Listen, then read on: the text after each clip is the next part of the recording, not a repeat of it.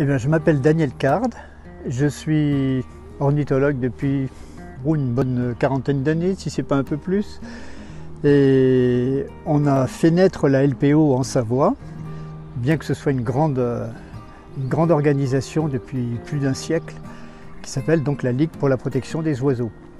Ça a été l'auteur des premiers gîtes pour les animaux, donc on a appelé ça des refuges LPO, qui était un réseau en fait pour permettre aux gens de protéger la nature chez eux. Alors les établissements, ce sont généralement des associations ou des toutes petites entreprises. Ça peut être aussi des établissements scolaires, des établissements publics ou privés.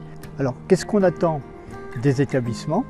On attend d'eux qu'ils mettent en place des actions de protection de la nature et d'observation de la nature pour permettre de recréer un espace de biodiversité là où ça a souvent disparu. Donc l'idée, c'est vraiment d'avoir une pensée écologique sur la nature, même si c'est un balcon, un petit bout de jardin ou si c'est un espace un peu plus grand à gérer par l'établissement. Et à partir de là, nous avons aussi des actions de sensibilisation et d'animation auprès non seulement des scolaires, mais auprès de tous les publics. Un gîte, par définition, il est ouvert au public. Mais on ne sait pas toujours quel est le public qui va venir.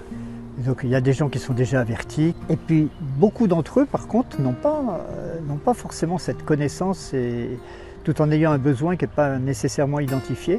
Donc il faut les aider en fait à passer de leur état d'urbain à leur état de promeneur ouvert, intéressé par la nature.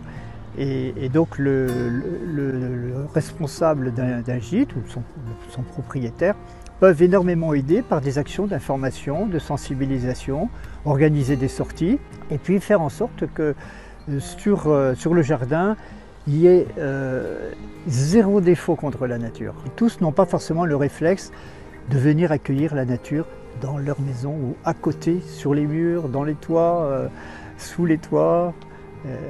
Voilà.